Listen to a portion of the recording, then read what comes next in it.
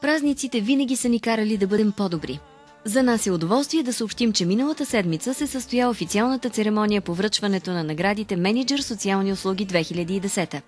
Призовете се връчват като израз на заслуженото признание към личности и институции, проявили съпричастност към съдбата на хората в неравностойно положение.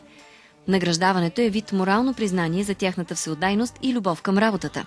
Сред гордите носители се нареждат имената на посланика на кралство Белгия у нас Марк Михелсен, директорът на социална политика и здравеопазване в Шумен Симона Паносиян, Райна Божилова от Дома за стари хора в Радомир.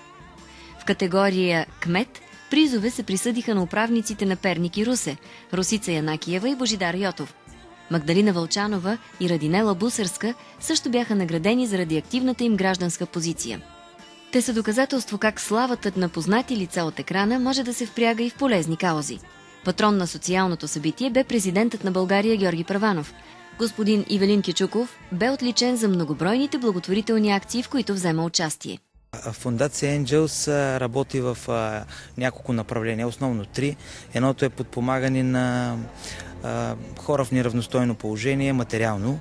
Второто е духовното развитие на същите тези хора, затова изграждаме сега в момента по една програма библиотеки. И третото, което е така също много важно, е събуждане на тази така наречена социална отговорност в българина. Тоест в нашите програми участват деца, които се запознават от сега с проблемите на нашето общество, с хората, които са в неравностойно положение. И тъй като най-важни винаги си остават детските усмивки, последното дарение, което господин Кичуков и екипът му направиха, бе за мълчуганите с нарушено зрение от училището Луи Брайл.